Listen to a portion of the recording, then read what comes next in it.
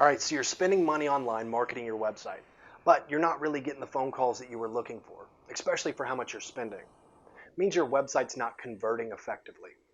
Doesn't mean you're not getting enough traffic, it just means you're not getting enough phone calls from it. I'm going to explain 3 easy ways to drastically increase your website conversion. First, what's conversion? Basically, return on investment. How many people are calling you versus how many people are coming to your site. The industry, for some reason, has been okay with these standard numbers of 2% being the worst and 8% being the best you'll ever get. We aren't good with that, so we kind of cracked that code. All right, so step number 1, what I consider to kind of be the most obvious, keeping users on your site. So there's a bafflingly strong connection between how long people are on your site versus how many people call you. So when you're analyzing that, the first thing you want to look at is what's the message you're presenting above the fold.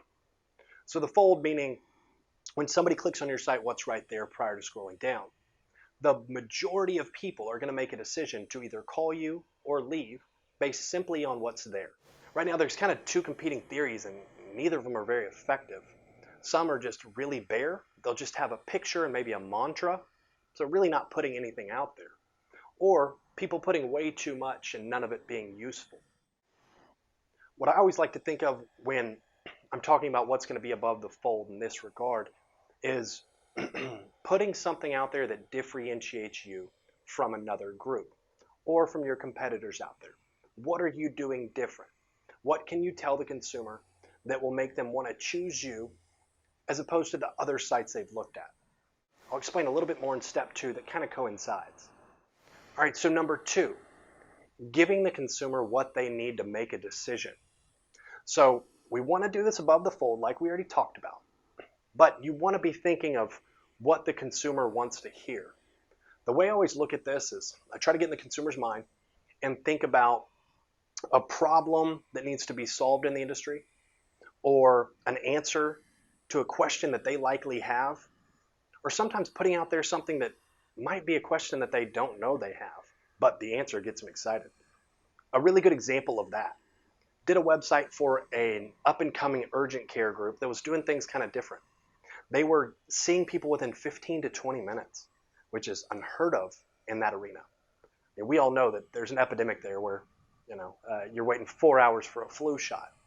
So right at the top of their website, be seen in 15 to 20 minutes. That in conjunction with a couple other factors had their phone ringing off the hook. So be thinking of how you can solve a problem for the consumer right there when they get to your site. The second part of step 2, what the consumer needs to make a decision. Well, the industry's kind of decided this, and that's reviews. Statistically, 83% of people are leaving a website and checking 2 or more review sources before they make a phone call. So that shows you how important these are. It makes a lot of sense. Most of the time, websites aren't really giving them enough to make a decision. They're just finding them from the website. But then they're leaving to go find those reviews. Well, just like we talked about in step 1, we don't want them leaving our site. Attrition rates go through the roof when they do that. I mean, try looking up your own reviews. Before you even get to them, you'll be bombarded with ads for other groups with sponsored reviews that have higher ratings than yours, and the person's lost. That among all the other distractions that we know are on the internet.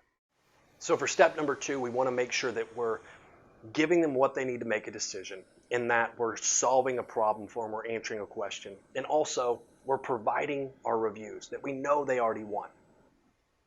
So moving on to step 3, social proof. This coincides with reviews. So we want to give them the reviews. We've already decided it needs to be above the fold, but now we need to make sure that they're reliable enough that they can make a decision off what's on your site in regard to reviews.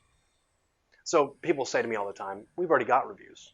Then I look at their site and no, they've got something typed into the code that says, what a great group, Brian.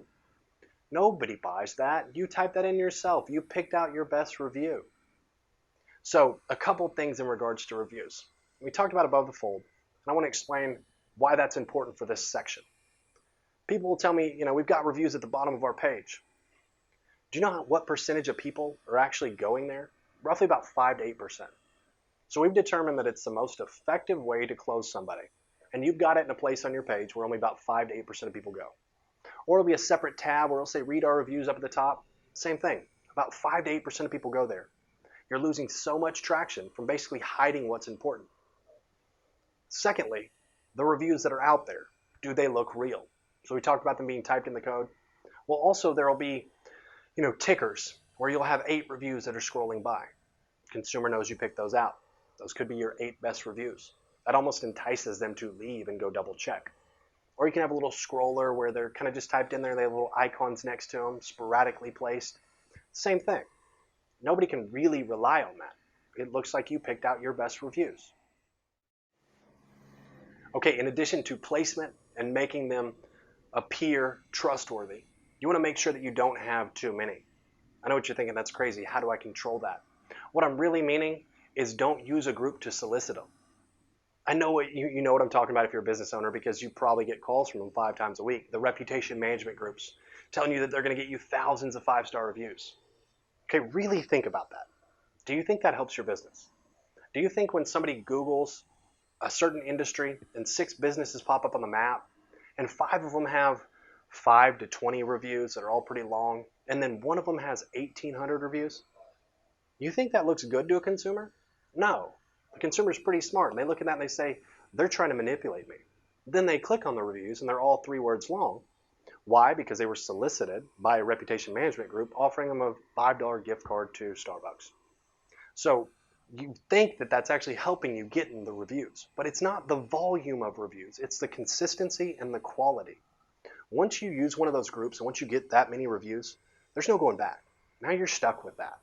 So stay away from that. Make sure that when you're getting reviews, they're, spaced out. Normal reviews coming in that would happen had they not been solicited. Because we all know when somebody goes to write a review on their own accord, there's going to be some substance to it. There's a reason why they did it. So there's no harm in asking for reviews, but just do it casually. Get a couple reviews a month. That's all you need. All right, so tying this all in together. 1, you want to keep users on your site. 2, you want to give them what they need to make a decision. And 3, you want to give them social proof that's trustworthy. Revued actually has a product that does all 3. That's why it's being considered the most effective tool on the internet for increasing phone calls from internet marketing. We're keeping users on site a lot longer than normal. We're giving them what they need to make the decision right there, and we're doing it in a way that is trustworthy and real, and it's all they need, and they don't have to leave to go check those reviews. People using the Revued product have seen 300-400% increase in phone calls just from being able to provide the information that the product provides. Lastly, one thing that we talked about as far as trustworthiness, Revued has something pretty cool that we unrolled: the first video reviews. So imagine your client being really happy with the experience that they had with y'all, and they're sitting at home on their couch and they search your business, pull their phone up, do a 20-second video review of your business and hit submit, and then you immediately get an email. You get to review it and then hit submit, and now it's on your website. Potential clients can scroll through videos of happy past clients explaining the experience they had with y'all.